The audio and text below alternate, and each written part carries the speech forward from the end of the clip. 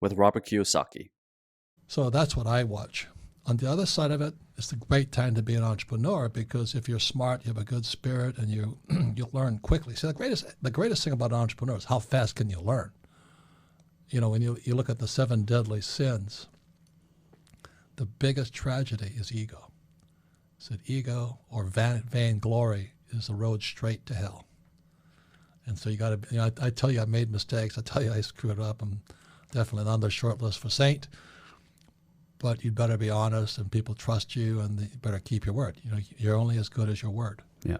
So actions and words must be in integrity. Gotcha. Yeah, a lot of the best businesses have started when there was a recession, Correct. right? There was this idea of Nassim Nicholas Taleb. I'm sure you're a fan of him. Oh, he is my hero, man. Anti-fragile, stronger. I mean, I love diamonds his get stuff. stronger, right? Yeah. As in under pressure. So it's a very interesting concept, but people fear it. A lot of people fear it. Yeah, but his lesson is you go to the gym, you get stronger. It hurts for a while, but you get stronger. Yeah. And people are coming out of school weaker today, and that's what disturbs me. And then Patrick Bet-David, man, that guy is amazing what he's teaching. Yeah. And so there's many young guys coming up that are teaching brilliant stuff, and that's YouTube. Which is a whole new channel, right? Is social media now the channel? So if you're in traditional media, you're in trouble. But if you're moving with the trends, you're in good shape right now. Sure. So that's the difference. Well, Nassim Nicholas Taleb also talks about in Black Swan. He talks about this idea of the barbell strategy, Right. where he kind of uses like the S&P as like an analogy, where most people think medium. This idea of like putting yourself into medium risk is the safest option, when in fact you're not really getting much of the upside, but you're getting all of the downside as well. So you're allocating risk in a way that is not actually helping you diversify, and you're actually putting yourself in more risk. And he advocates this idea of putting yourself into very risky assets in a small amount, and the rest into, let's say in this case, cash, bonds, and that way. Even bonds are in trouble now. Bonds are, I guess, yeah. So most likely cash, where it's very liquid. When I was your age, the smart guys were in bonds. Nobody was in stocks. Today, everybody's in stocks and bonds. I'm going, holy mackerel. Sure. Okay. Sure. What are your thoughts on this idea of barbell strategy, where there is asymmetric returns, where let's say you put 10% into something that's super risky, the maximum you can lose is that 10%, so you still have that 90% still uphold. Well, it depends upon the person. Like I'm saying, I encourage anybody listening to this or any entrepreneur, get to the point where you don't need money. It's called the infinite return. And that's my next book coming out next year. Yeah. When you get to the point where you don't need money, you're home free. You'll never need money. You don't care. You can always put a deal together. You can always create an asset out of nothing. It's like, I don't know what else. It's the power of God-given power. So like I said, when I write a book, I'm selling 50 copies, 50 licenses day one. And let's say I get 10,000 a license. How much is that? 50 times 10,000. Is it 500,000? 50 times 10,000? Yeah. 500,000. Yeah. So I'm in the black immediately. What does it cost me? Maybe 10,000 to write a book. So I'm in the black. The same thing if I trade a stock. I buy a stock at $1, it goes up to 10, and I sell. So I have all free trading stock. I have no money in it. That's what Buffett's doing. They're all infinite return guys. Sure. You have no money into the deal, and you can do it with anything. What are other examples that you would recommend? Stocks, you mentioned, books. Well, real estate. It's my first deal was I bought a condo on the island of Maui for $18,000, and I gave them a credit card to put the $2,000, so $1,800 10% down payment, and I made $25 for it. So I made $25 from no money at all, 100% debt. So I love debt, and the average guy's afraid of debt. So it's just mindset. It's what you know. How do you practice?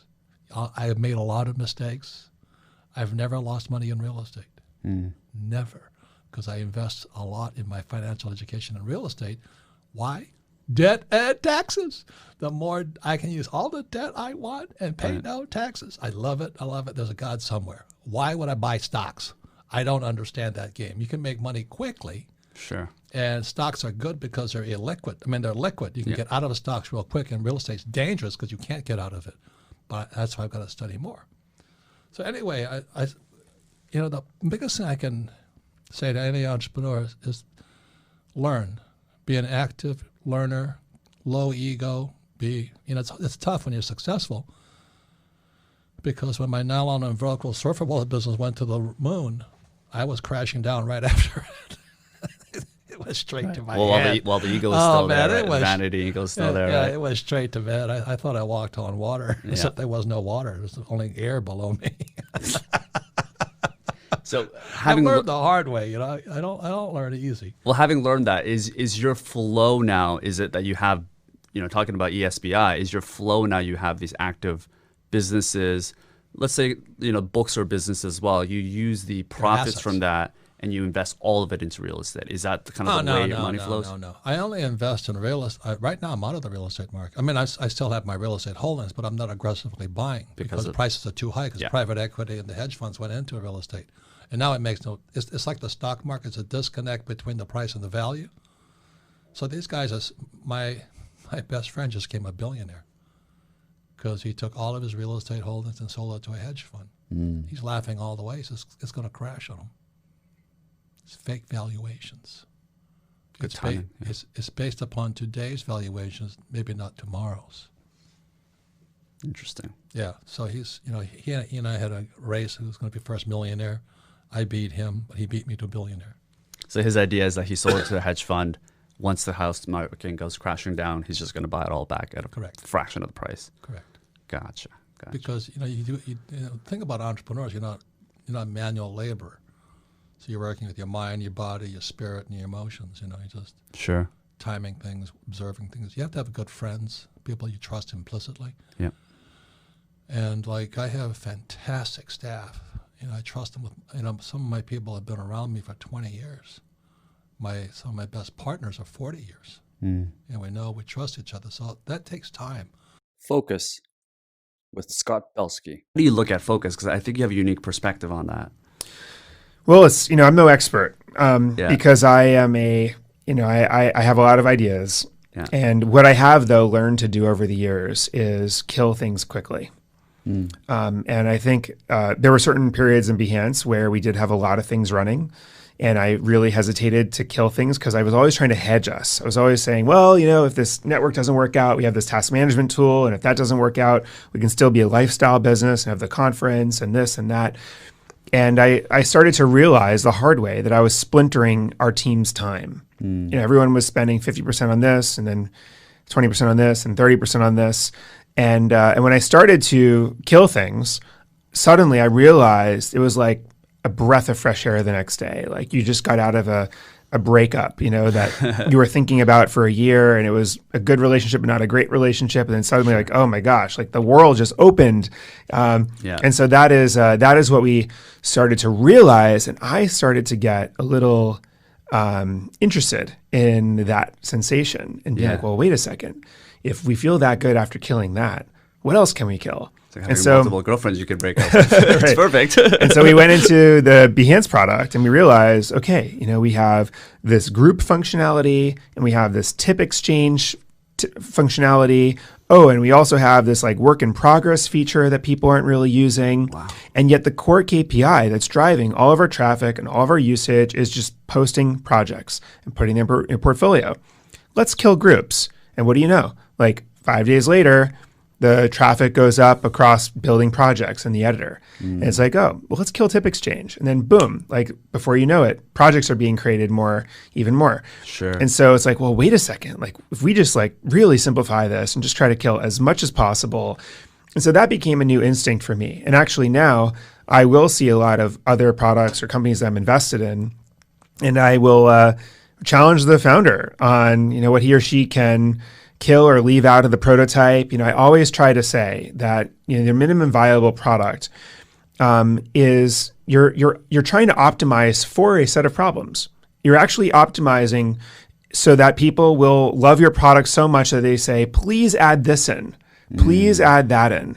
And so if it's things like that you want people to come requesting, leave them out. But if it's something that you have to have in there for people to be successful and even want more in the first place, that's part of your MVP. Right. And so that's kind of been the framework, so to speak, that I now apply to new products. Yeah, I think you mentioned also in the book that the idea of novelty versus utility, you do want to optimize for novelty in that it can certainly help you guys get off the ground. Yeah, I mean, there's different, I would say optimize for novelty over utility in some products, because that's how, like when people were early adopting Slack, they were doing it because of the animated GIFs and like people being in fun rooms, like talking to one another, even though they were using other tools like HipChat for actual work. And then Slack was able to kind of take over our mind share. I would also say that when it comes to community products, optimize for utility over community. That's another mistake that I see, is that teams will build a community for a group of people and they will fail to realize that people ultimately come together first for utility. I mean, with Behance,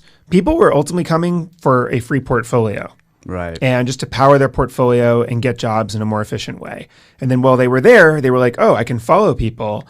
Oh, and now I'm following people. I can see what they're doing every day. And then they suddenly got into the community. But that was sort of a second order benefit. Sure. Yeah, that totally makes sense. Yeah, I mean, focus, it seems like that's really what saved Behance and allowed you guys the breathing room to really take off.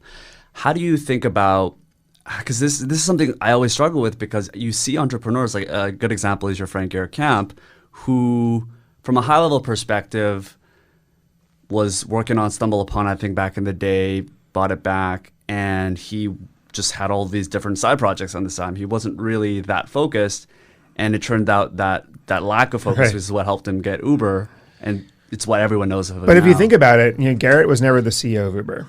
And so strategies. Yeah, and one thing I've always admired about Garrett is that he is very good at not only empowering others, but also like making sure that they are as big, if not bigger, owners than he is, because he knows that it has to be someone else's idea for it to truly, truly win. Sure. And so when he was kind of sharing with me this side project that he was working on for Uber while he was running Stumble Upon, and we were doing a partnership together between Stumble Upon and Behance. There was part of me that was like, dude, you just bought your company back, and and you're supposed to be focused, and now you're like brewing this side idea. Yeah. But to his credit, he was actively engaging advisors like Travis and people like Ryan to kind of come in and run it for him. Sure. And then of course it became their company. So I think that, I learned from that, which is that when you have an idea, whether it's an idea that you want enacted by your team or another team, you really have to kind of let go and also be extraordinarily generous when it comes to equity and structure of ownership. Gotcha. Because at the end of the day, it's not, it's ideas don't mean anything. It's execution that rules the day. Sure. So you think there are ways to, I guess, have a little bit of both, where you can, I don't know if it's called hedging, but it's to have more opportunities for yourself, but you can delegate. Yeah, in some ways. And I always think about, I try to take myself out of it, and I'm like, what does it take for this idea to win? Let's really be practical here.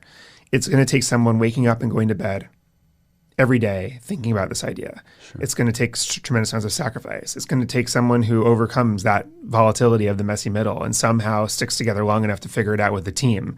Yeah. Okay, what are the preconditions for that to actually happen? They have to feel like they are the owner, and they have to be able to liberally give their team more ownership. And that, you start to play that out, and then you realize that you can't like synthetically just make that happen. And I think that's why a lot of incubators fail. I mean, when's the last time we saw a multi-billion-dollar company come out of an agency, for example, that was trying to spin up 3 or 4 companies on the side while they're serving clients? Sure. Like, you just don't see that. It's like that's super rare, if never.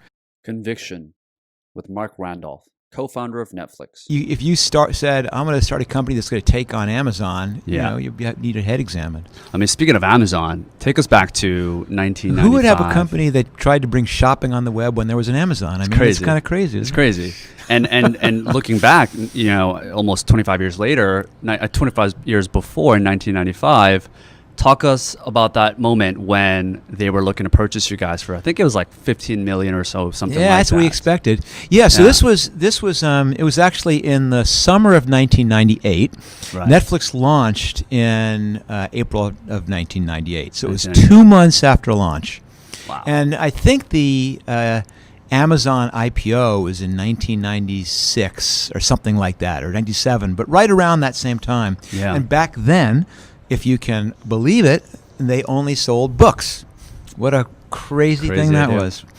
But they were the pioneers of e-commerce, more than the pioneers. They were the golden shining example of what the web could be for selling things. Now, as opposed to Netflix, which was doing this ridiculous thing called renting videos by mail.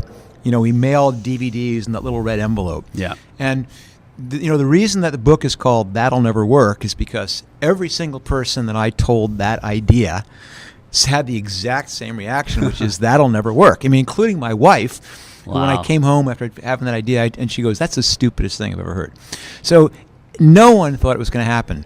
And we persevered. Reed wrote the check, and I started the company and hired the people and built the website, and we launched this thing, and we got it to launch. And we were about 2 months in, and it was not working very well. Yeah. So that's my preamble. So then we get the call from Amazon saying, Jeff would like to see you. And we're going, this is awesome. Because on one hand, Amazon is the leader. They're the golden boy of e-commerce. And this is an idea of ours that everyone said will never work. But Jeff Bezos sees something in it. And so it was hugely validating that.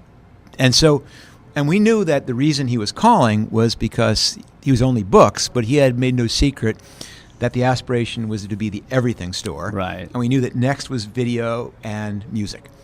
So we flew up to Seattle, and this is a long time ago, and Reed Hastings, a business partner, we were there together, and we had printed out a map from MapQuest, because no cell phones, no GPS. Some people still use MapQuest, yeah. Yeah, we had a MapQuest little map, and we're navigating, and we're going, this is going to be cool. We're going to see the headquarters of Amazon, and we're going, are we in the right place? I mean, we're in this dangerous-looking neighborhood, and there's people literally shooting up in the doorway, and there's broken windows, and there's garbage in the street. And then we see the building, and it's an old, dumpy warehouse, and the windows are dirty. And we go inside, and there's not even a receptionist, and there's boxes on the stairs. They're a public company at this point. They're a public company at this point. And we go in, and everyone's sitting at desks made out of old doors on 4x4 wooden legs, with the little hole where the doorknob was patched with a piece of wood. Oh my God! So part of us are going, this is the golden boy of e-commerce. So it was kind of interesting. But then when I asked Jeff, what's with the doors? And it was a great, interesting answer, because he said, it's a way of showing every single person in the company that we don't spend money on things that don't directly impact the customer. So kind of this notorious frugality until it came time to doing the right thing for the customer. Did you feel the employees there appreciated that as well? Yes, they were passionate. You could tell they were on a mission. Oh, wow. Okay. I mean, they were jammed in there. Damn. But anyway, so when Reed and at the end of the meeting, the CFO walked us out, and she said, "Listen, this is interesting, but I do need to set expectations that if we go forward with this, we're probably thinking in the low 8 figures." And you're calculating how many is it? That would be the tens of millions of dollars. Right. And when someone says low 8 figures, what they really mean is barely 8 figures. Yeah. So we go, okay, that means $14 to $16 million. Right, if that. And I owned about a third of the company at that point, because this was pre-VC. Right. And I was going, that would be pretty good payday for a year's work. Yeah. But it was that perfect moment where we thought that we'd solved all the hard problems. We'd managed to build a simple e-commerce website, the type of website that someone could get via Shopify in about 30 seconds. Yeah. It took us 6 months to do that. We had to build our own payment system because there was no PayPal. We had to build our own analytics because there was no Optimizely and Looker and all those things. Wow. So we thought we had solved it. We launched this website. I had endured months in the wilds of New Jersey convincing the consumer electronics company to put a 3 free DVD rental coupon in the boxes of DVD players being sold. And we weren't quite ready to hand the keys over to Jeff Bezos at that point. So in many ways, it was a commitment ceremony for Reed and I. Would there have been a number that you guys were discussing before where they said if they give us this amount, we'd take it? No, we never. Again, this is an idea that everyone said will never work, and so I don't think we even had envisioned the idea that we could sell it. So this was more like, wow, let's see what he says. Right. Luckily, the timing was good because the interesting question to ask would be, we were only about a month away from closing the first venture-funded round. And if we had had the VC in that conversation, it could have gone two entirely different ways. Yeah. Because either they could have said, oh my God, I cannot believe I funded this stupid thing. This is my chance. Get me out. Get me out, yeah. But it also could have been, Jeff Bezos could have said $30 million and then the VC could have said, no, I need 10x on my money. Right. Or whatever. The saga sometimes. Yeah. Gotcha. So if anything, this was a fuel to the fire for you guys because here you are failing. You guys weren't really sure where the next step is. And now you've got this validation from Jeff Bezos, who you highly respect. And now this is like go time. Exactly right. There's nothing like convincing you that you're on the right track than having someone else try and buy it from you. Gotcha. It's like, wow, if someone else wants it, then maybe I don't want to sell it. Learning with Dr. Moran Cerf. Yeah, this is something we didn't get into before our chat, but I should have mentioned that one of the companies that I run is a language learning app. And what we're using is a mixture of AI and speech recognition that allows people to speak a new language confidently. So it's all speaking. There's no finger touching or anything like that. And the entire app is built around that. And I would actually love to kind of transition and take, for example, a language learning process is kind of dreadful for most people. They associate that with going to the gym and you kind of need to put up a daily habit. How can we use the neuroscience to help people develop the habits and to successfully learn a language in the long run? So first of all, I would say, preface that, how much I encourage learning languages. In a way, I think that the passport to different countries isn't the actual passport with a stamp, it's language. If you speak the language of a different nationality, different ethnicity, different group, different culture, you know a lot more about them than ever before. In fact, is a tangent, but I'm going to go back to your question in a second. We know that language is one of the best way to shape thoughts. We know that when you use different languages to ask a question, you can actually shape the answer. If I ask you, if you're in a trial and someone asks you, how fast were the cars when they hit each other versus how fast were they when they blasted each other?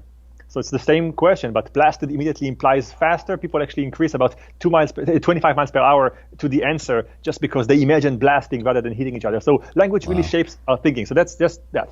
I would say more than that. We have now more and more evidence on language that says that people actually change their brain based on language we use. There's a famous study on a tribe in the a tribe in Africa that doesn't have a language for the word left and right. They don't have, those words don't exist in their language, but they use directions like north, south, east, west a lot. So they would say something like, you have an ant crawling on your northeast arm.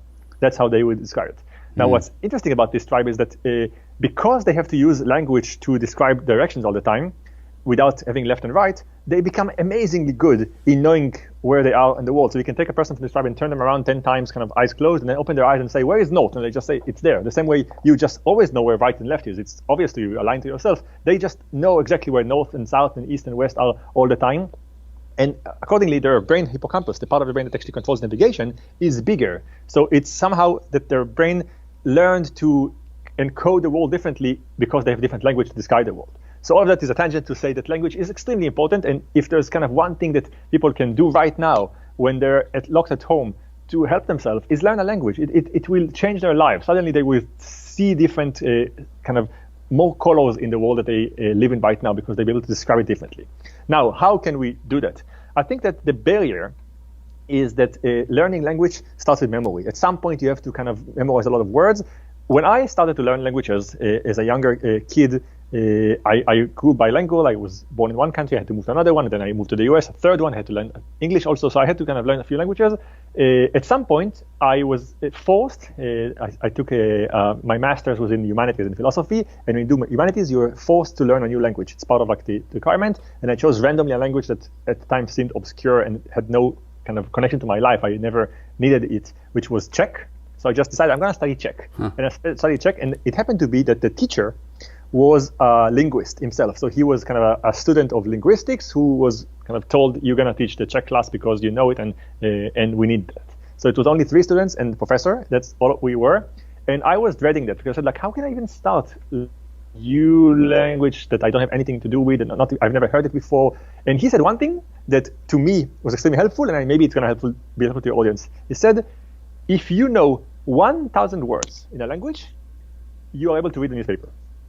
And suddenly this number, 1,000, seemed tangible. So if someone says, learn a language, it feels, okay, there's no way to grasp it, it's infinite. But he said it's only 1,000 words is what linguists say is a number you need in order to be able to actually converse in a language, to read a newspaper, to kind of get by. You need to know a little bit like the grammar and so on, but 1,000 languages, 1,000 words in a language isn't infinite. And then he said, we're going to have 2 years together, and we're going to study 20 every week, 52 weeks a year. We're going to get to 1,000 very quickly, and then we're going to just keep practicing them. So you broke it to 1,000, was broken to 20 a week across 52 weeks. Suddenly we learned Czech in a way by having a goal that was there. So when people study language many times, they don't really know how much there's going to be. Like they know the journey starts, but they have no idea kind of how far they are. They don't know, okay, we're half the way to learning this thing. And it doesn't go linearly. Like you don't know after 3 weeks that you actually made a progress. It kind of feels, I still cannot speak Chinese, so I made probably no progress. But you actually have, it's just like it goes like this. Like you feel like nothing, and suddenly everything works out. So when you break it to some kind of a path that you can see, suddenly language becomes tangible, and I think everyone can realize that, okay, they can learn a new language entirely in short time using an app or a software or a guide and master that. And I think this gives people, and gave me back then, encouragement, and it worked out. I speak Czech. Wow, that's fascinating. And is it the 1,000 most common words in a specific language? Yes, so I think, I mean, and I think it does change, based on language. It was kind of a big number that helped me.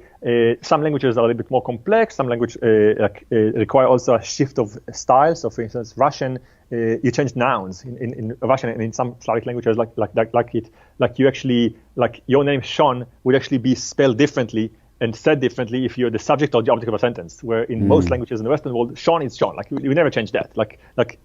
Moran goes to the supermarket, or Moran was seen by a friend, they're all Moran. In some languages, if Moran is seen by a friend, it's like actually Morana suddenly, instead of like, so people, those conceptual changes actually require people to adjust their thinking about languages. So suddenly it becomes a bit more complex. But if the audience needs a take-home message, 1,000 roughly. And ideally, of those, the majority should be the ones that are kind of conversational, that are kind of used, like, where is this? Thank you, please help me, and so on. This is enough to read a newspaper. And that's, I think, to me, a big kind of milestone that you can say, okay, I'm going to be able to read a newspaper in Korean in 6 months. That sounds like a good thing to do. And the idea, I guess, is that even in English, we don't actually use most of the vocabulary that we know, right? We don't use aardvark. We don't use words like idiosyncratic every sentence. So it totally makes sense to me. You just have to focus on those barriers. And once we actually learn the kind of core, we start learning without being taught. It's kind of unsupervised learning. Suddenly, like you might know 9 words out of the 10 in a sentence, but with those 9, you can actually infer the 10th one. So even if you don't know, suddenly the learning happens. It's no longer like you learn by kind of registering one more word and putting it in a bank. At some point, you have enough vocabulary to figure out the other meanings of words that you don't know just by kind of context. And suddenly you can keep learning. And the jump from like 600 to 700 might happen not just by learning 100 more the same way you learn from 0 to 100. It's just you kind of start getting them. You start seeing meaning. You start saying, oh, this one looks exactly like this one. Oh, but it's actually a reverse. So when you reverse in this language, you just use the word a before, and you start kind of not all the 1,000 are equal. Like you kind of, once you learn something, you start inferring languages by themselves. So it becomes even easier. Attraction with Dr. Drew. David Buss, that's the name I was just looking for here. David Buss yes. is a very famous evolutionary psychologist. And he would say that the way we evolved in the savannah, the female would primarily be motivated to look for resources and stability to have the ability to raise a child safely and effectively. So resources and men, he would say, are looking primarily for fecundity and genetic fittedness. Yeah. So we're looking for good genes and the ability to deliver a child. They're looking for the ability to create an environment where the child can thrive and where they can be safe. And you got to remember, when a woman is pregnant, they are vulnerable. And so those again, this is back to motivational systems. People don't think enough about motivational systems. They're in there operating in our heads. We don't have to cave into them. We don't have to give to them. But to pretend they're not there, they'll get you. They'll find their way through. It's like addiction. They'll come out. But you can acknowledge them, use them, shape them, push in different directions. But if you ignore it, it will find its way into behavior. And yeah, resources are a major motivation. And there's lots and lots of literature out there on, what women find attractive. And it's very different than men. And they have sort of different systems operating. They have, sometimes they are looking for genetic fittedness at certain times in the month. And sometimes they're looking for somebody nice and able to nest. And women are different from one another. I mean, just to make generalities about this gets a little dicey. Yeah, I think you said in a podcast where for women, they look for competency for men. Well, women find that very attractive. Yeah. Competency is I think men do too, though. I think competency generally is a really cool quality that I think we all would find it attractive. Do you think that shifts over time? Because competency in a man, let's say even 500 or 1,000 years ago, was being able to hunt down a boar, create fire, and feed the family. Right. Whereas this day and age, it might be someone that's a computer engineer that created $1 billion startup. So does that shift over time? Oh, of course. But I think competency now is more capacity in. I think about when I think about competency, I think about being able to run a resuscitation in a busy emergency room and keep it cool and know exactly what to do. Or if we dial it back 1,000 years, competency would be able to, protect this castle in the middle of a chaotic something.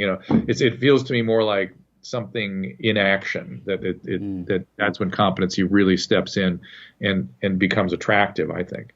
It certainly seems to shift over time. I'm not sure if you're familiar with James Nestor. He wrote a book called Breath. It just recently came out. I think it was on Joe Rogan as well. Called Threat? Breath.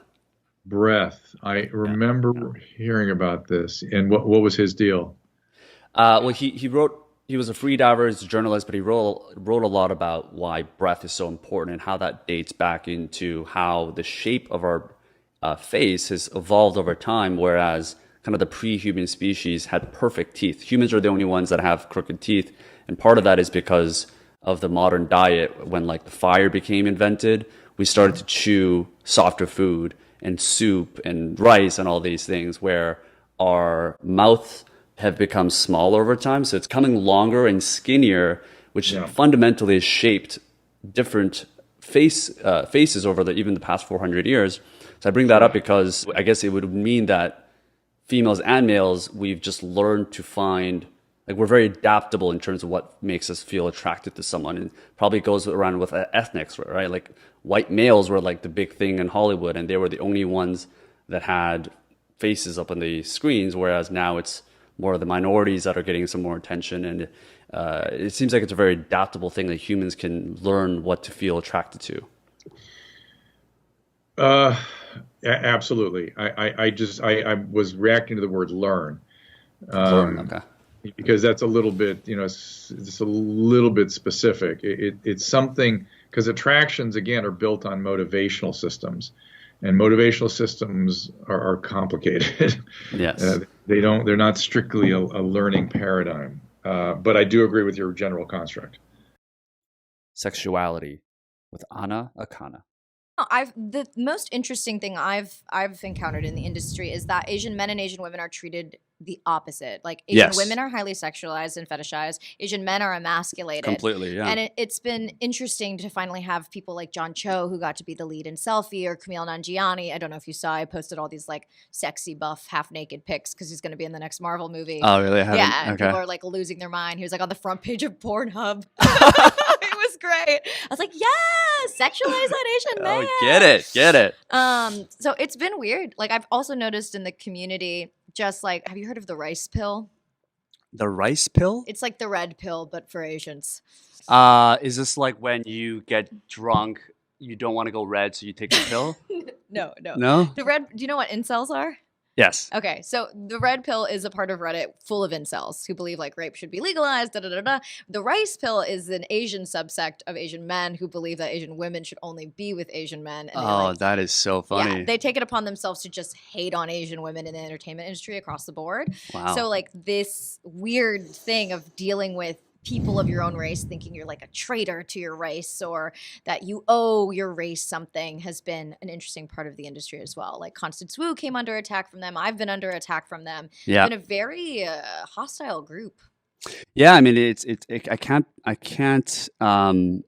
imagine how difficult it is. I mean, there's a pressure for Asian women now to date Asian men because they're speaking out. So people feel like, oh, they're like hypocrites if they don't date Asian men. Mm-hmm. It's hard for me to relate. Like I grew up in Canada, but I haven't really dated a lot of Asian women either, so I never really understood that. Yeah, and if an Asian man is seen with a white woman, everyone's always like, yeah! They cheer for them all the time, whether it's Latino or white woman. Is there pressure on you in that sense to like speak for the Asian woman? Because you're really one of the faces in the younger generations for Asian women. Yeah, I mean, I can't represent them all. You know how it is when you're the token Asian in the group and every white person looks at you to see if it's okay. But I don't know. I think it is such an interesting thing because America's a melting pot. So it's like, dating is hard enough. Why am I going to limit myself to one pool of mediocrity? No offense to everyone here. Dating men is its own thing. Yes. I feel like I offended you all. I'm so sorry. Okay. Yeah, we're going to wrap it up pretty soon. Yeah, or we'll cut it out. I've just offended all the men. No, joke. No, I don't know, man. Yeah, it's tough. It's tough all around. Dating. No, I've always been attracted to women, but I've only like really been emotionally into a handful in my life. So I skew more male. But I felt like it was important to come out about it because people have this idea that bisexuality has to be 50-50 down the middle. And I was like, that's not what it is. But it's not, yeah. And so you've had that for a while. You've had that since you were a child. Yeah. And then you came out fairly recently, I think? Yeah, I had a lot of internalized homophobia to work through in my 20s. Oh, man. Yeah. But I guess the positive thing is that I think you made a video around this, which is you understand men a lot more and you can empathize with what men go through. Yeah. What are some of those things that you mentioned? So people. I mean, like the first time I got used by a woman for free dinner, I was just like, what? They do that? And all my guy friends were like, yeah, you idiot. Yeah. Like, of course they do it. And I was like, oh, that feels like so gross and makes me sad. Or how did that happen? She just invited you out. She asked me out. She asked you out. Chose the place. Ordered a lot of things. Was it like an expensive place too? It was an expensive place. Didn't want a second date. It was very like afterwards. I definitely felt like, oh yeah, no, that was 100% just to get a free meal. Whoa. So that was, I had a lot of sympathy then, as well as the first time I had sexual intercourse with a woman, I felt like this immense pressure to perform of like, oh, I gotta do well. What if I like, oh man, like I gotta make her feel good. And so I was like, oh, I've never had that kind of pressure before as a woman. You just lay down and you're like, here we go, let's have a good time. Are you saying you felt more of the male, like masculine character in that kind of relationship? Idea that I had to please this other person. Yeah. And I had to perform well and like make sure she felt really good, which, you know, obviously I have felt that in heterosexual relationships, but it's less of a pressure, I think, because, I mean, I'm sorry to be crude, but like you're just getting fucked when you're with a dude. You know, with a woman, you're like fucking her. And so depends what kind of sex you have. Yeah. There's some kinky Asian sex out there. Yeah. Some threes. We're gonna watch Cats tonight. It's gonna be great. But yeah, I can imagine. So,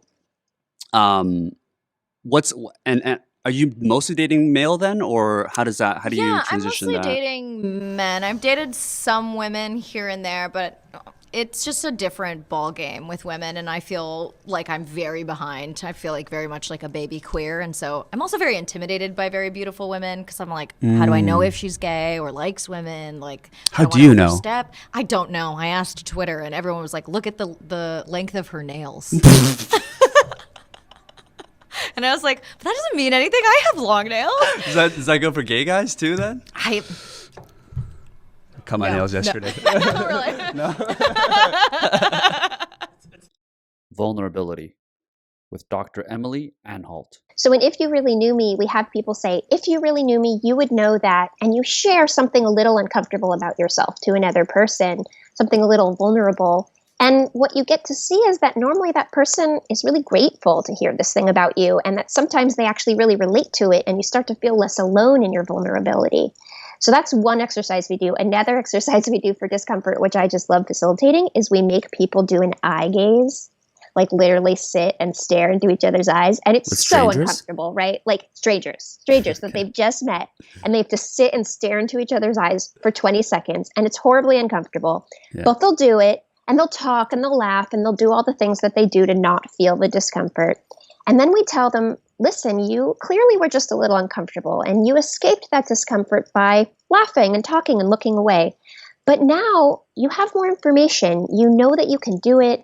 You're not in it alone. You know it's not going to last forever. So try it again. But this time when you feel uncomfortable, instead of looking away or laughing, take a deep breath. Remind yourself you can do it. Remind yourself it won't last forever. And then we have them do the eye gaze again. And it is just mind-blowing how different the second time goes. People just do the eye gaze. They just stay present with their partner because they remind themselves that they can tolerate discomfort. And it's this beautiful metaphor for the idea that out in the world, you're going to feel uncomfortable all the time. And if you can take a deep breath and tolerate it, all of a sudden you have access to a different kind of intimacy and vulnerability and agency and all of these beautiful things versus just turning away. Yeah. I mean, I was going to suggest that we can play the eye gaze here on Skype, but it's probably a bit easier to do this on Skype just because it's not in person, right? But I'm down to try the If You Really Knew Me game with you if you want to do something really quick. All right. I love it. You want to go first? You want to go back and forth and do 3 each? Ooh, 3. I mean, I don't know if I'm going to be this. You know what's funny is it's a lot easier to be vulnerable with strangers. I don't know if you have, there should be like an effect called like the hostel effect where you go to a random country, you land at a hostel and you feel like you instantly know someone like way better than someone you may have known for like a year in just 3 days. I love that. It's almost like safer because you know you're going to leave.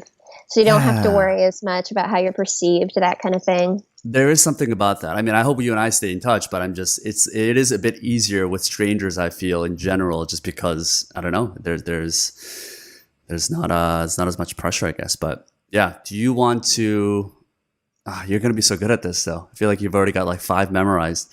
Can you go first so that I can just think of one? Yeah, sure. Okay. Yeah. If you really knew me, you would know that when we were young, my sister and I didn't get along at all, and really, I think, blamed each other for a lot of the tough things we felt in our childhood.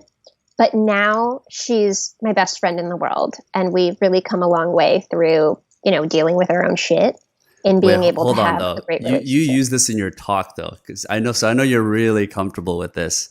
I feel like you there's want me one to that do something I'm uncomfortable talking about? something that you haven't shared. Okay, let's Just see. that we're Let's in see the where I same can frequency. dig into. That's fair. That's fair. Okay, yeah, that is my go-to example because I think it models vulnerability. But you're right. Let me see if I can be uncomfortable by thinking of something I haven't shared. Okay, let's see. Okay, if you really knew me, you would know that I'm compulsively on time, and it makes me really uncomfortable when people are late because growing up, when people were late, I worried that it was because they'd forgotten about me. Wow. Very deep. Okay. Is it my turn? It's your turn. Okay. If you actually knew me, if you knew me? If you really knew me. If you really knew me, one of my fears is that I won't be able to have a very long-term relationship because I've traveled so much. And I think in the last 5 to 10 years, I've had this very avoidant attachment style, as they call it, that I'm trying to shift into more of the secure attachment.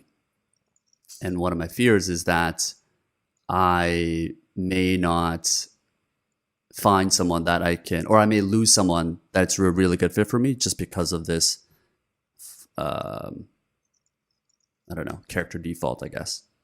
Defect, sorry. What a beautiful, deep share. Thank you for that. Yeah, let's just do one. I don't want to do okay. That's This is fair. our first session. But yeah, that's something that is probably one. Okay.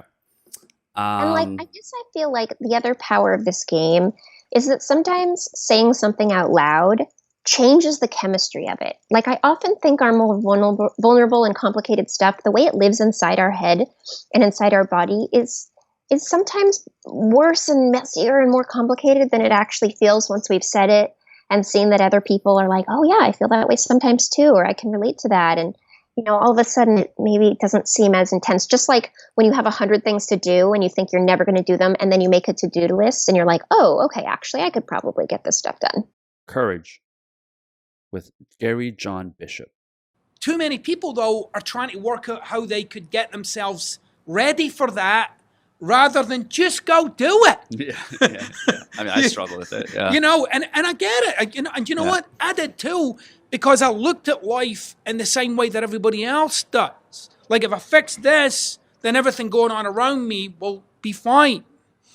What I've come to realize, what I've discovered through reading and learning and coaching people and helping people, if you get out there and you take I've coached some like really, very accomplished sports people. And they came to me, one of them came to me looking for confidence, for instance, right? He said, I want confidence. I feel as if I've lost my confidence. Now, you got to get the insanity of that statement. Like you can have it. What do you mean? You don't have confidence. It's an experience that passes through you. It comes and goes. However, if you want to actually get it, if you want to actually have the experience of confidence, you'll have to do the thing you want to do with no confidence. And then the confidence will come up. So with this person, I said, the confidence will arise after you hit the shot. And they were like, well, but I don't have the confidence to hit the shot. I said, you don't need the confidence to hit the shot. You need the mechanics to hit the shot. Go work on your mechanics. If you're doing 1,000 shots a day, do 2,000 or 3,000, whatever it is, until it's down. And then go hit the shot. And then you'll notice the confidence arises. Yeah. And it does. It like comes up. Confidence is what comes up in a human being. It's an experience. It's a very powerful experience, by the way. But it arises in the moments or the times after you've actually done the thing that you had no confidence with. Yeah. Life changes in the paradigm of action. You need to get into, and it's amazing. It's amazing what's available to you as a human being, like what's possible for you as a human being. That you can accomplish great things without feeling like you can't. Like you don't have to feel like you're ready to be ready. You don't have to feel, and the Stoics said this, to be courageous, one must act courageously. They don't say to be courageous, get the feelings going first. Yeah. You know what I mean? Yeah, yeah. Oh yeah, I'm feeling the courage. Let's go. Yeah. No, it's like you step out into the unknown and then you realize, wow, I'm equipped. And this is what I love about people. People are equipped for the unknown. Sure. They're already equipped for it. How do you know? You're alive. Yeah. You're already existing in it. But you're grabbing for things to try and make it known, or certain or something.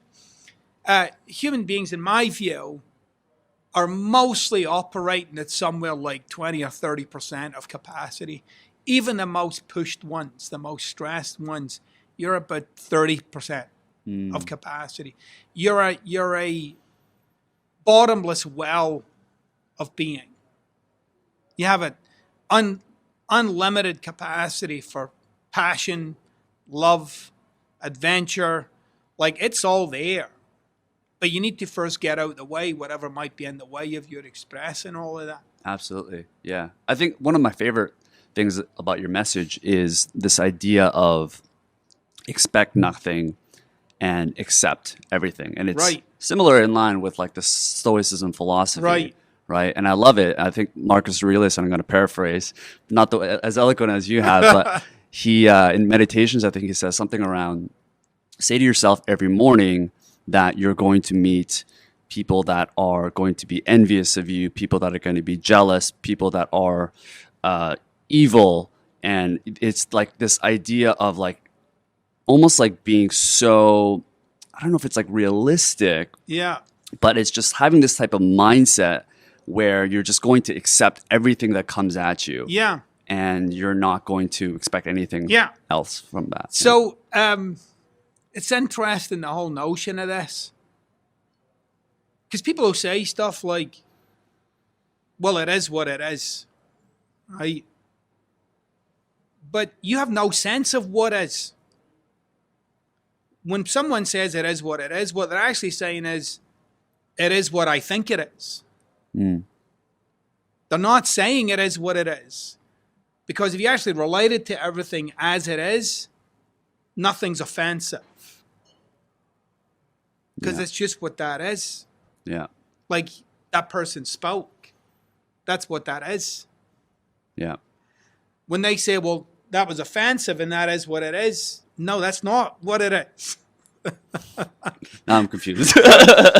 So what I'm pointing to when people say, well, things just are the way they are, for instance, no, they are the way you see that they are, which is tainted, which is biased. Yeah. And what you're doing is bringing some kind of sense of positivity or just kind of being a little bit philosophical about it without actually getting. There's nothing around you that has any significance. I mean, if you look at like Zen Buddhism, for instance, the whole point of that is for you to get there's no significance, not even in you. Your upsets are insignificant. Yeah. Your challenges are insignificant. What makes them significant is you. But on their own, there's no significance to this paper cup. But somebody could make that a big deal, like they get annoyed by paper cups, or and we've got significance around the paper cup, right? But there is no, on its own, there's no significance to the cup. So it's interesting that I think a lot of personal growth work is building strategies to overcome you or have you be a better you. Everything that I do is about you finally understanding you, setting it aside, and exploring. That you notice you and set you aside. Most of what you'll read out there is about somehow shaping this to be better at what it does. I'm not interested in that. You're at the zenith of this. You're at the zenith of this. You can only do a better version of this. That's your limit. A reinvention is when you can acknowledge all of that and see all of that and leave all of that where it is and step into the unknown. And then notice the compulsion to be you. And that's why I say accept everything. Because that's a real choice. Like people think if I accept something, I'm stuck with it. No, I can accept something and change it. I just don't get all screwed up about changing it. Self-love with Gabby, Reece. I mean, yeah, in terms of best self, for sure. I mean, particularly growing up in Korea and just, it's just like having a different beauty standard is another thing. Like, well, they're tough there. They're very tough, especially Korea. I would be like a farmer with this brown skin, you know. Peasant. I'm a peasant. You're close to a peasant. I'm getting there. Yeah, you're I'm a little getting too there. brown, buddy. Too tan.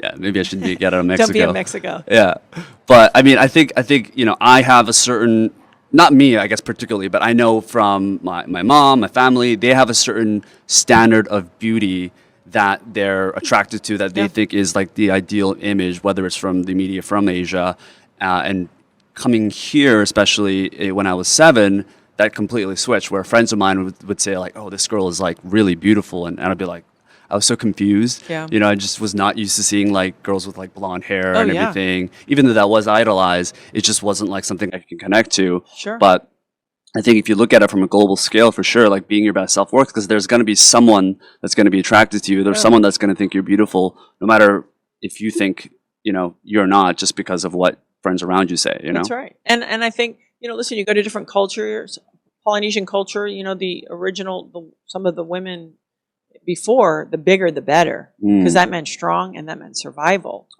We put all this like heady stuff onto things, but I still think we're impulsive animals that are walking around being like, procreate. And everybody acts like, oh, it's all so conscious. Yes. But I think there is so much of that in there. I mean, I grew up in the West Indies, and the women were bigger. Yes. And I think think about their journey. How did they get to the West Indies? Right. Only the very strong could survive that journey. Sure. So now that's the indication biologically and the aesthetic of that's what you want. Yeah. That is power. And you're going to have my babies because then my babies will have that too. And I think we forget all of that. The genetic drive and the things that,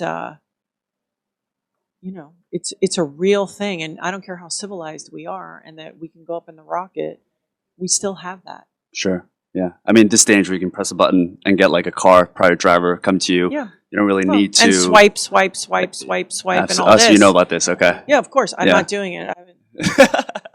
24 years. I hope Larry's not listening to this podcast. Oh, Larry would just be like, what? He wouldn't even hear that. It would just go, if I even said that, like, can you imagine if we broke up and I'm on Tinder? He'd just be like, okay. There's a surf waiting for me, sorry. Are we having vegetables with dinner? Like, he would just be like, whatever, honey. Really a simple message, and it's just a reminder. It's, we are who we are, and we are born with certain inclinations more so than others. And I think if we can figure that out and then maximize that, but also continue to work on the weaknesses. And I think the idea is it's about creating value. And so for me, when I show up, it's like, how can I create value? Whether it's to support somebody, show up in a work way, whatever. And to remind people that nothing is easy. For me to have gone into sports wasn't easy. For me to do these businesses, for you to do your businesses, none of it is easy. That is actually part of the story. Yeah. And so make sure you're clear with your reasons, your intentions, and that you really want to show up for that thing, not just because everyone's doing it or you think you can make a bunch of money or get a lot of attention, because that's not really that rewarding.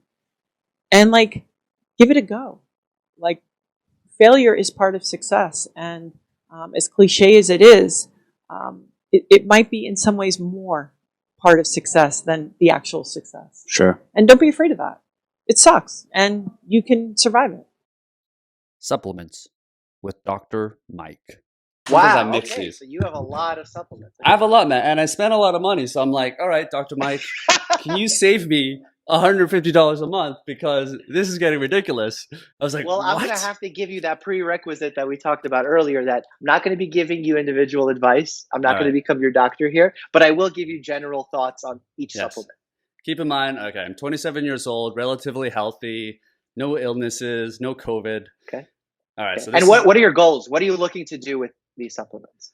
I'm honestly trying to maintain energy, because I'm running multiple businesses. I have podcasts, not as crazy as you, but it's something that I want to make sure I'm constantly energized and fully alert mentally, and obviously just prolong health. So fair. Vitamin D, I'll remove the branding. Okay. Okay. Want to say sponsor? We got fish oil. Although I heard krill oil is ideal, I might switch to that. Probiotics.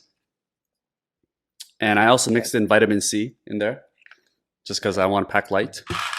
Vitamin B, I know this is a big one in your video, and biotin. Okay. Because I don't want to get specifically bald. the biotin, just because it was the last one. Yeah.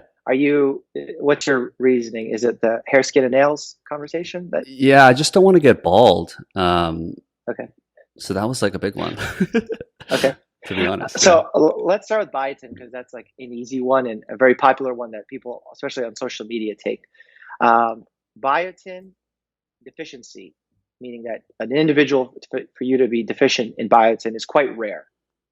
And it's true that if you are one of those rare individuals who has biotin deficiency, you will have more fragile hair, you'll lose hair, but that is a very rare phenomenon. And the danger in general of supplements is that they're not regulated by the FDA. Like right now, I can sit here, put whatever I want into capsules, slap Dr. Mike's miracle stuff on it, and sell it in a store, and it's perfectly legal. To me, that's really problematic.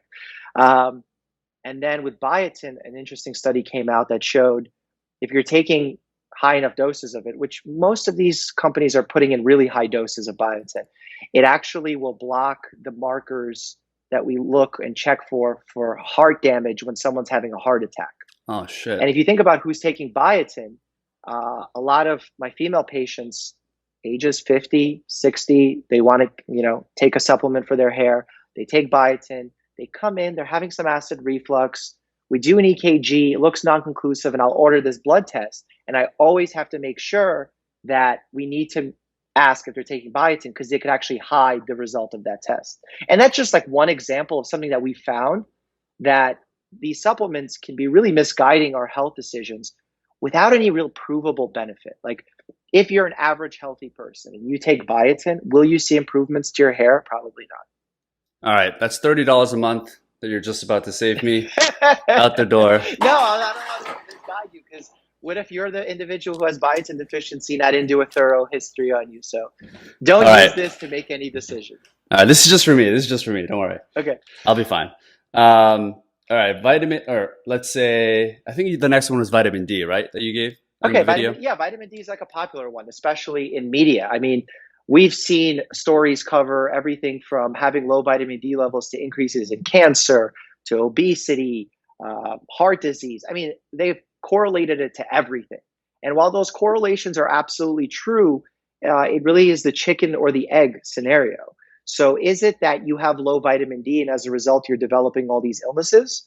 Or because you're developing all these illnesses, you're therefore getting a low vitamin D level? We don't have an answer to that question. We also haven't seen the evidence that if you have, let's say, borderline or slightly low vitamin D and you supplement, does it cure your heart disease? Does it lower your risk of diabetes? No, we haven't seen that play out. What we have seen is those who have a very low number, like a vitamin D level of 10, and they supplement, they do see benefit for those rare individuals who have a level 10. And, in some areas, if you're completely indoors, maybe it makes sense to take a supplement. It's worth discussing with your doctor. But to me, the issue with vitamin D is the way that it's promoted by the marketing companies and by a lot of physicians. They almost say it as like a universal piece of advice. Hey, everyone should take this. And that's not true. There's a certain population that may get a benefit. There's a certain population that may get a harm from it, especially if they take it in high dosages. Vitamin D is a fat-soluble vitamin, meaning that you don't just pee it out like you do with vitamin C, for example. It actually can build up in your fat stores throughout your body and become toxic. So there's true harms that come from taking some of these supplements, and they need to be regulated. You need to be really smart with why you're taking them. Again, if you're just taking a mild, small supplement, really, unless you're taking it from an unsuitable company, you'll be fine. But it's something I instill with my patients. Like if you could put that effort, instead of making sure you take your vitamin D every day, into a healthier sleep schedule, into a healthier meditation or mindfulness exercise, I would much rather you put it there, because the evidence for those things is that much stronger, even though it takes more effort. Longevity with Dr. Stephen Gundry. I just thought of a question that I wanted to ask you before this interview, because we had a Dr. Mike on the show, and he was talking about this downside of having too much supplementation of vitamin D, E, and K because of the fact that these are fat soluble supplements, meaning having too much can actually be toxic to your body. Well, so I've been measuring vitamin D levels for 20 years, every 3 months on my patients, and I'm an aggressive pusher of vitamin D.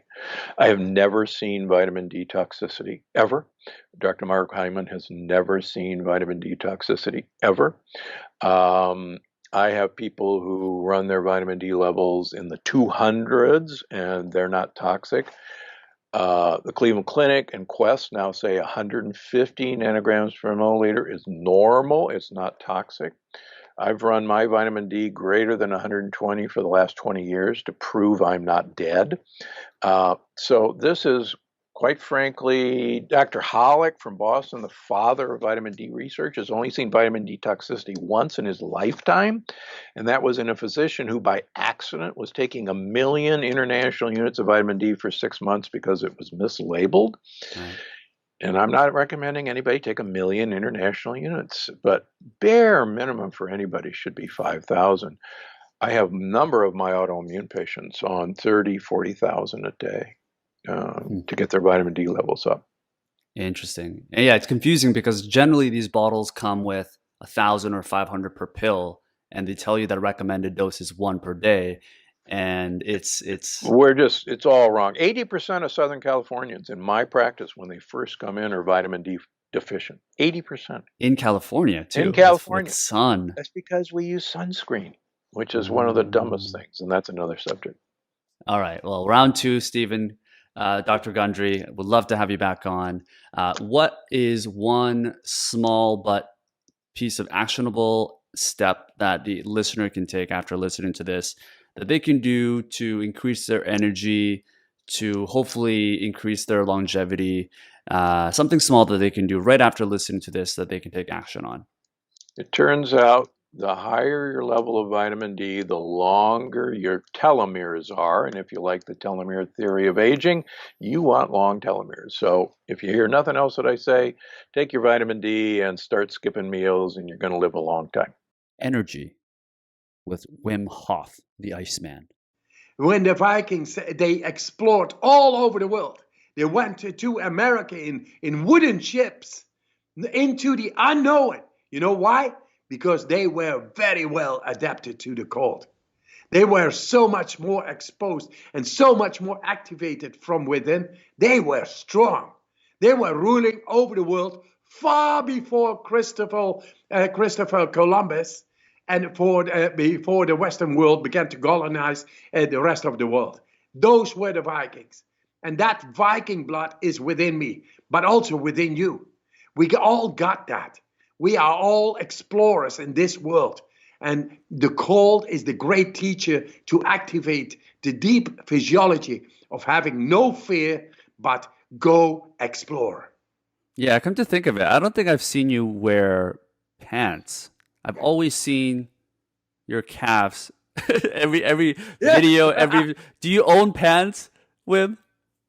Yeah. Sometimes, when there is a funeral of somebody, maybe I wear some pants, for the decency, but that's it. Something like that. But I think pants are ridiculous. Don't say that to the pants industry. I mean, we got legs, man. We got legs. Show your legs. Show your calves, guys. Show your calves. What I was saying about the Scandinavian countries, it's crazy that was kind of it's like a very popular thing there for people to take these cold water baths or jump into these ice waters. And I don't know if it's a causation or correlation, but when you look at the World Happiness Index or report, Finland is the happiest country by ratings, followed by Denmark and Iceland and all these different countries. I think Netherlands is one of the top countries right there. So I don't know if that's a causation or a correlation, but it says a lot about how cold exposure can certainly, help us increase our moods, right? Yes, they use a lot of sauna.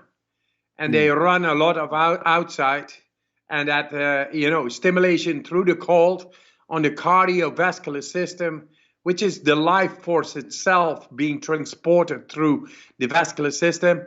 If that is not done, then logically the condition of ours goes down, and our hormonal condition, which is creating the dopamine, the serotonin, the cannabinoids, all the good hormones, are not so well flowing.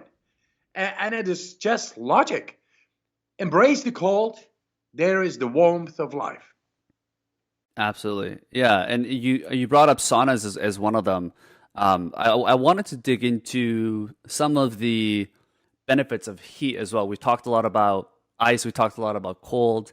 I want to know a little bit more about how we can use heat as well with the cold that acts as a complement to help us either get over the cold or help us benefit from a health perspective. Yes, the heat is also working on the thermoregulation of in our brain. This is the hypothalamus. Hypothalamus is the thermoregulator, both of the cold and the heat. And together with that, you are able to train the thermoregulative mechanism, the hypothalamus, which is also very much connected to the emotion. So if you learn to go into the cold, into the heat, you learn how to go into the emotion, to deal with the emotion. That's what you learn simultaneously. Because in the end, cold is emotion. Heat is emotion. You feel it. It's strong. So the one thing what the cold is doing is contraction of your vascular system in the deepest to maintain core body temperature. And what heat is doing is the contrary, is dilatation, opening up completely for the core body temperature not to rise too much. And so both are dealing with the same system. Only one is going in, one is going out. The heat is a great way to train the thermoregulation, the hypothalamus, the emotion. And what I can say about the heat, it is also training, it's called hormetic exercise. If you stay a quarter of an hour into a hot sauna, then you are exercising because, once again, it is consciously done. It's you who is going into the sauna. And when it is getting really hot, then you have to exercise by your mind, activate deeper systems to deal with the heat. That means you are activating mechanisms never been activated because there's never such a stress. Now there is such a stress, you go and link neurologically, consciously with deeper systems that makes you able to connect with those systems. And when then a stress comes in the world, then you are able to activate those deeper stress mechanisms and deal with the stress. So both the heat and the cold are great for exercising deep systems within us at will to deal later on with any kind of other stress, any shape. Does it matter for people that want to develop a daily routine, or whether at their gym and they have access to a sauna and a cold shower after they're working out? Is there any difference in terms of what they should do first? Should they get into heat first and then cold or heat? Is there a matter? Oh, it is. It is a big difference. If I say to top athletes how to deal with the cold, I say before you go into a match, go into the cold. Go into the cold. Where you go into the cold, you exercise the adrenal axis. You are into survival because you got to deal with the cold. That means when you are into survival, then that is activating a mechanism that makes you to the utmost of functionality. That is the way the body is able to deal with danger. When you go into the cold, you activate that system. Now, what do you want when you are in a match or in a fight or in performance? You want to be the best version of yourself. So go into the cold before. Then calm down and be relaxed. But then at that moment, your body is awakened and it's cleansed into the depth to be able to take the full potential in, fully breath, instead of wrong chemistry inside. It is excreted through the cold.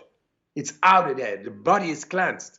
So the body, the vessel, is able to be used to get into the power, opposing power, struggle, fight, into the equation. Get the equation right without disturbances, chemical disturbances in the body. And that makes you suddenly able to deal with the situation because your body is becoming a clean vessel. That is one. Then after, when you did your match, your fight, your performance, people tend to go directly into the cold. I say, don't do that. Wait an hour. Because we are talking physically about supercompensation. Supercompensation is compensation of the loss you got through the exertion of your body in the action, in the match, in the fight. Maybe muscles are torn. Maybe you had to exert more of your muscle tissue, your bones, your this, your that. Your body needs to learn. And it only learns at the moment when you are in rest again. Then it learns how to deal with that to be prepared for the next time. That is called supercompensation. Then when the supercompensation is done, after an hour, then go into the ice bath for restoring and healing. Because the body will be contracted very much, so all the acidity gets out of the body. And then the body is able to become alkaline. It's able to enter with energies. The neurotransmitters are able to run through, and it's all okay. It's amazing how it works all. Reinvention with Yeonmi Park. What happened that made you really accelerate your need to go and escape to North Korea? Escape out of North Korea, sorry. It's simple hunger. I was starving, and if I didn't escape, I would die from starvation. So nothing else. It wasn't like I knew the world was like this. I was going to escape one day and become a human rights activist and going to America, none of that. I didn't even know there was a way to go to even South Korea. Like, there's no internet. How do we know? Like, I heard the rumors in North Korea saying like, oh, I heard like the dogs in China eat rice. And it sounded like such a impossible thing. Like, how can dogs eat rice and humans, we can't even eat rice? And then luckily by that time I was in the border town of North Korea. At night I was seeing this electricity lights brighten up in China side. And I just thought maybe I go where the lights are, I might find something to eat. And I did not know anything about the world. It was just really, when you're on the verge of, dying, if you're in your apartment caught a fire, right? You're not gonna think about anything else, try to survive. And if that means jumping off the window, you will do it and see what happens. And that's what we did. It wasn't like anything, we had any grand plan about it. So the day after I came out of the hospital, I went with my mom to that lady, and I had my mom's hand, we gotta escape. So from that time, I was taking my mom's hands, and we escaped China through that lady's connection. And I didn't even know she was a human trafficker then. I didn't even ask. When you're so desperate, those things don't matter really. That's the only chance for you to survive. And it didn't really make any change what she was. And it didn't even occur to my mind. I had to ask her, why are you helping me? It was just you're so desperate. And she was a human trafficker that was North Korean, and she had connections to people in China? That can help? Yep. So she knew the border guards, and she use the guys that she was using to bribe the border guard. Like, you cannot escape from North Korea like that. Like, literally 10 meters wide, there's guards with machine guns. And if they have the shoot to kill order. Like, this time, South Korea, an official got killed by North Korean soldiers in the ocean, right? Yeah, they just shoot to kill him. Exactly like that. They don't even bother to ask you stop or none. They just kill you right there. So luckily, the lady who was selling us knew the border guards and bribed them, and then she sold us to Chinese people. So she sold you. What do you mean she sold you? Well, I mean, she sold us for, my mom was $65 in 2007, and she sold me for less than $300 because I was young and I was virgin, and virgin was very expensive in China. So she sold me to human traffickers in China. And that's how she made her money? Yep. But she had the kids, she was starving. It wasn't, but the thing is, like, I cannot blame her, and then until I die, I will be thankful for her. If she didn't sold me, if she didn't sell me, I wouldn't be alive right now. I would have been dead like many, many, many years ago. But you had no idea who you were being sold to. Yeah, I did not know. You had no idea what was going to happen. And she didn't even know, she didn't even tell me that she was selling me. So when we arrived in China, crossing the frozen river to China in 2007, the first thing that I see was my mom raped in front of me by a Chinese human trafficker. And I never had a sex education, so I didn't even know what it was. I didn't even know the word rape. Those vocabulary didn't exist in my mind. I just thought that is the most horrible thing I can ever see in my life. And then they were negotiating our price, right in front of me. We are like dogs and puppies. Like, people talking about the slavery markets in the past. Exactly like that. They make you stand up in front there, turning you around and see your conditions. And they, bargain your price and selling to the next human trafficker. And then they will keep selling us through this human trafficking chain. And they were selling my mom and myself separately. So I was without my mom, my father, my sister at 13 by myself. And honestly, I commend you for being able to reinvent your entire life to come into the US and to be able to re-educate yourself. I mean, just think about all the things that you've been through. What was your mentality like? I mean, was there a flip? Like, was there a switch that flipped in you where you came into the US and you realized you could literally do anything? I mean, was there something that flipped in you to be able to accomplish everything that you've done? You've done a TED Talk, you've written books, and you have a purpose now. You can dedicate your entire life of helping people, those that went through what you did. I think I do know the meaning of not taking tomorrow for granted, because my father showed me that there will be so many people dying to have one more day on this earth. And I know that I know how lucky I am. It was me, I fought harder than anyone else. I just got lucky. I fought for it, but I was still getting lucky. So many people, the fellow or defectors, when we were escaping, they were drowned in the Mekong River and get eaten by crocodiles.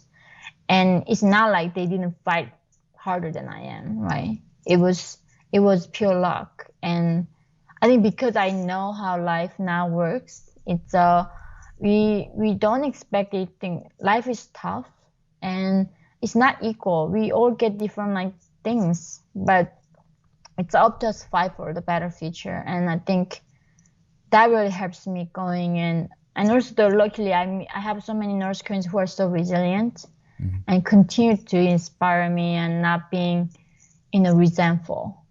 It's so easy to be resentful when you are living in a prosperity and blaming on other things, but taking the full responsibility. And I don't blame that I was born in North Korea. I don't blame that things happened to me, I'm grateful that happened to me. So I could live full life, literally, full extent of anyone can feel. So It is definitely, I think, a mentality. a lot of survivors survive afterwards. They do therapy and they cannot recover. And if you start that self-pity route, there's never end to it. And I knew that, and then I told my sister, who I found 7 years later, like she was trying to go that route. I was like, no, you cannot do that. Like, just, and I think that's what really helped my family and myself to thinking from different perspective and always taking the response in me and not blaming others. And did you see a therapist after everything that you've gone through? I mean, you haven't. Now I am sitting the marriage counseling. I'm sorry, but before that, no personal therapy because I didn't even know the word trauma.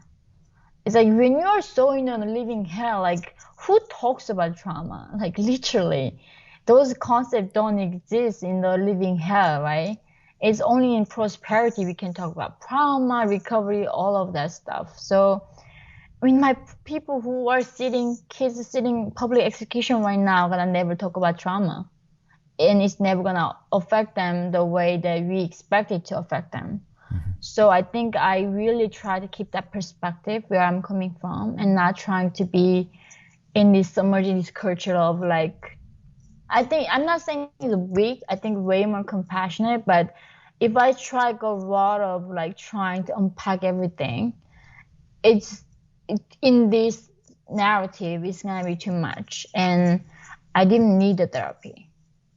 Yeah. Because like I mean, what is the point of me surviving all of it, and now I'm thinking bitter about the whole thing, and sad about what I went through, isn't it? Like, what is the point why I survived if I'm not gonna live a full happy life? So it's good to know like how trauma affects me. I read about books on trauma and I try to understand it, but I also not to get living in the past. I try to move on and moving forwards to the future. Time with Robert Greene. But the other thing is, I'm not afraid of dying anymore. I already experienced it.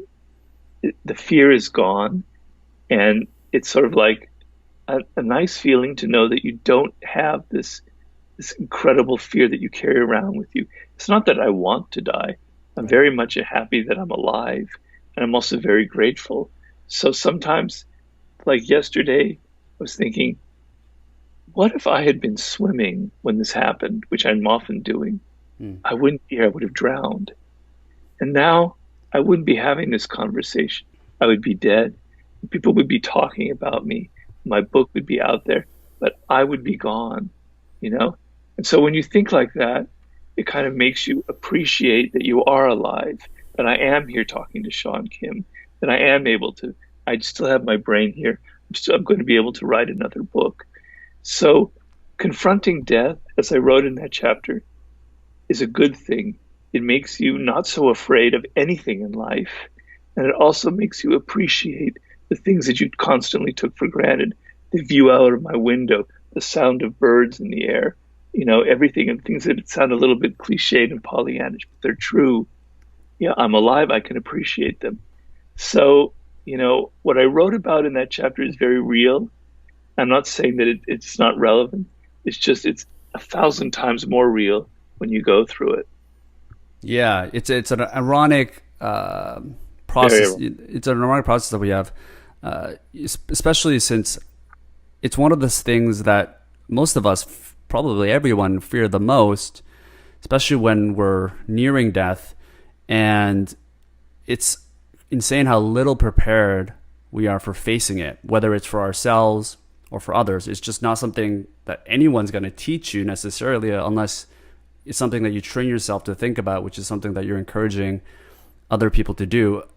How has it affected the way you see yourself in career-wise? Do you feel like you're more ambitious and you're willing to take more risks because you've seen what's on the other side? Well, I'm not so young anymore. I just turned 61 a couple of weeks ago. Happy belated birthday. Happy belated birthday. Thank you very much. So, I can't be, I know one thing is my next book is dealing a little bit with this experience of facing death. I have a whole philosophy around it that I'm building up in my next book. And I'm very motivated to get this book out and to write it because I know that any day now I could die. I could get the coronavirus tomorrow. I'm a high risk for that because I had the stroke. I could, be hit in my car tomorrow. I could have another stroke. I better get that book out before I die. So it's gotten me more focused on that, and I am working very hard. But I have to be careful because if I work too hard, part of the reason I had the stroke was I worked too hard. I took too much stress on. So I have to be a little bit careful. So it's kind of made me much more focused to get this next book out before I'm dead because I want it to be out there. It's a very important book to me.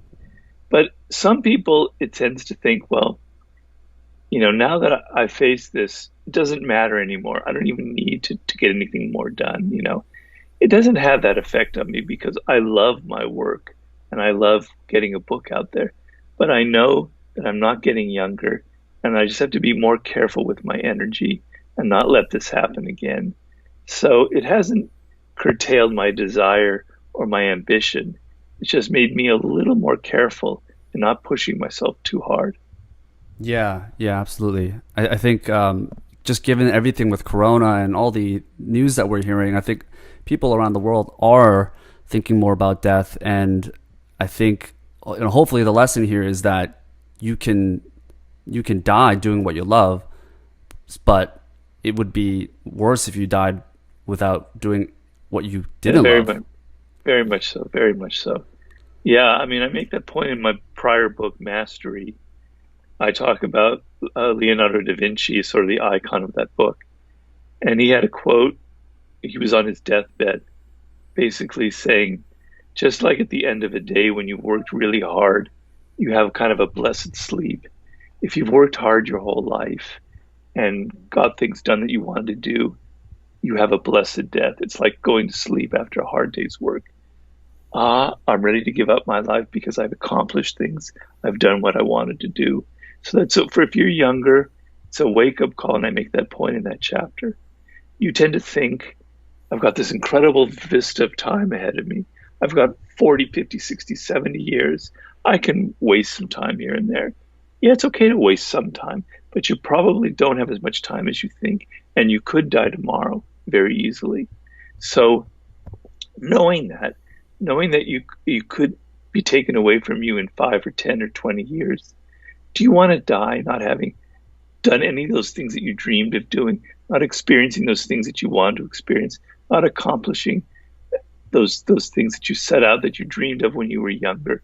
You didn't write that book, you didn't start that business, you didn't make that film, you didn't start that podcast, etc.